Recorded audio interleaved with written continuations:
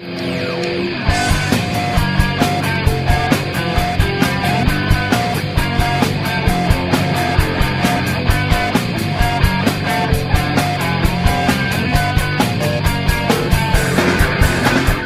revisando el caso, todavía sigue por ahí algunas cuestiones que tienen que ver con ese tema, con la gente que estuvo relacionada en su momento, los sicarios o la gente que estuvo relacionada con ese tema, pero en este momento lo que plantea el gobernador electo es un acuerdo de gobernabilidad. Y en ese sentido, la señal que manda es clara, y hay que entenderla como eso, una señal clara de apertura, que empieza una nueva época en Morelos, se inaugura una nueva época en Morelos en la cual la política está por delante y la gobernabilidad.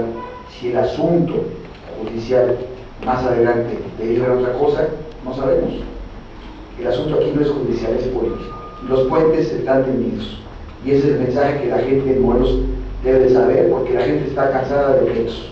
La gente quiere soluciones y tendrá un gobernador que tienda puentes, como está haciendo Lobraco desde este momento. Es claro, para precisar, tender puentes incluso con alguien que se acusó de estar vinculado con el narcotráfico. Tendrá puentes con un exgobernador, en este caso.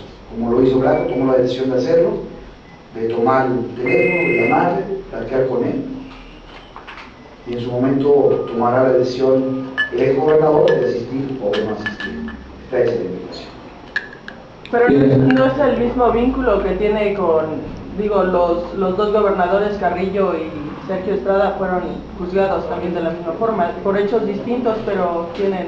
Por aquí, por algo que tú mencionas, el caso de Carrillo Leal estuvo inhabilitado, juzgado e inhabilitado. Es un caso distinto, ahí sí ya se procedió y se avanzó, y avanzó la justicia en una sanción, estuvo inhabilitado. Pero Estrada Cajigal lo benefició el gobierno federal también, ¿no? Se podría decir.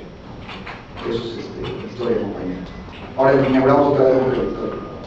Compañeros, muchas gracias, que tengan una excelente semana. Gracias.